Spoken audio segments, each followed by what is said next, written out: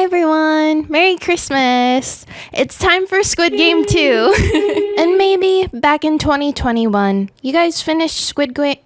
Everyone finished Squid Game 1, and you're probably like, I don't think we need a second one. And if you think that, then you can leave! I love Squid Games. So anyway, that comes out tomorrow. And it took them 3, almost 4 years, so like, they better have cooked up something good. That's all I'm saying. It better be good. But of course, it kind of got me thinking though, like, why was it such a worldwide phenomenon? Of course, it's because people identify with Squid Game's critique on capitalism and how it exploits people through the illusion of choice. So let's look at the themes of capitalism and its illusion of choice through international relations theory. This is Reese Gray Analyzes. I'm Reese, and I'm so glad that you guys decided to adventure with me today. On Reese Gray Analyzes, we look at creations and experiences in art, media, music, and even video games to explore exactly why we think the way we think, question what we believe, and learn something new. So we flip on Netflix, turn on Squid Games, and basically we're hit with this moral dilemma off the bat. And we see that, yes, the people who are playing the Squid Games have chosen to be there. But we also know that they have been strategically recruited. And then we ask, why? And it's because all of these contestants basically have 2 choices in their lives. 1, live your life in economic hardship, or 2, have the small opportunity to have $38 million at the expense of 455 other people's lives. And you don't have to live in poverty anymore. And this choice is an extremely dramatic depiction of the Marxist critique of the illusion of choice within a capitalistic system. And yes, it is very, very drastic, but that's showbiz, baby. And this illusion of choice is actually strengthened by the fact that there is this democratic vote that goes on once they figure out that everyone can choose to leave the games. And in fact, the majority do decide to leave, but they can also just come back. And so most of them do. Everybody but 20 of the contestants do come back to play these Squid Games. And so who's running this thing? Who's running these crazy games? Why y'all doing this? So these are the game makers, or the VIPs, or as Marxism would call them, the bourgeoisie. And these people gave people a choice to leave. But why would they do that? So we can evaluate this predicament basically and figure out the mentality of people in power by using 4 different international relations theories: Marxism, Gramsci's Hegemony, Constructivism, and Realism. And Marxism is the main critique that says that there's this illusion of freedom while perpetuating exploitation. So the Squid Game participants' vote mirrors how people under capitalism, workers are free to sell their labor, but under systematic pressures of debt and poverty, they're forced into exploitative conditions. So this illusion of choice in this case, or voting, helps the system in the future run smoothly and prevent rebellion. My personally favorite contestant, Ali, who's a foreign immigrant who's exploited by his work system, isn't getting paid for the things that he does. Sebyok's family is caught in North Korea, and she wants to pay a broker to get the rest of her family over to South Korea, which is a true reality of many, many defectors of North Korea. Gi-hun, on top of being a gambling addict, he does have to pay for his mother's medical fees.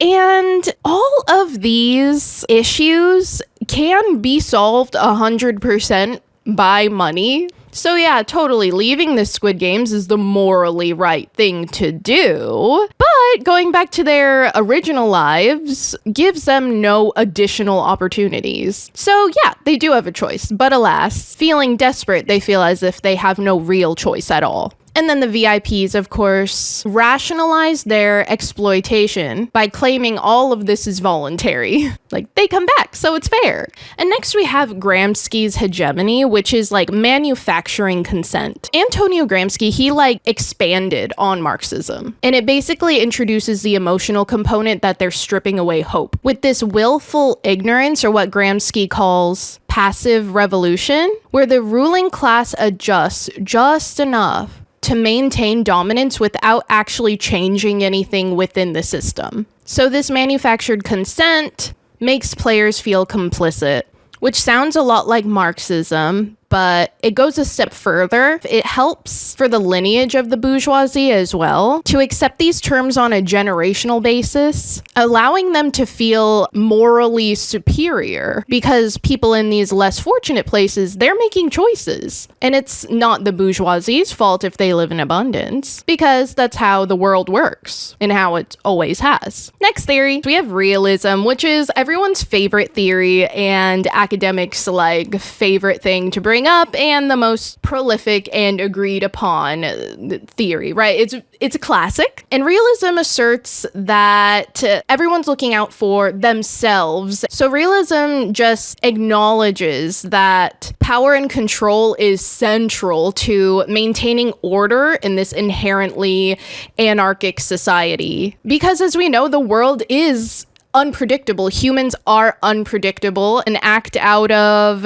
motivations that not everybody understands. And due to that human free will, we need to protect ourselves and our own interests. So realism would kind of look at the VIP and bourgeoisie a little bit more kindly than the other theories, because it would assume that the primary goal of controlling the crowd, the organizers simply prioritize stability over morality. And maybe at first someone would think realism sounds kind of scary and asserts that, you know, if you got to look out for yourself and your self-preservation, then does nobody else matter? But it doesn't assume that people are inherently violent or that we should inherently be scared of each other. It's just a way to look out for your self-preservation in a world where you need to. So realists don't expect that people are violent, but they do expect conflict. And so you should prioritize that self-interest rather than cooperation, because people are unpredictable. And then realists assume that everybody else kind of has this mentality too. Like when it all comes down to it, you're going to look out for yourself. So like you got to do what you got to do to get ahead type of mentality. Constructivism, my personal favorite, is about social norms and perceived legitimacy. So the main idea of constructivism is recognizing how shared ideas, norms, and perceptions shape behavior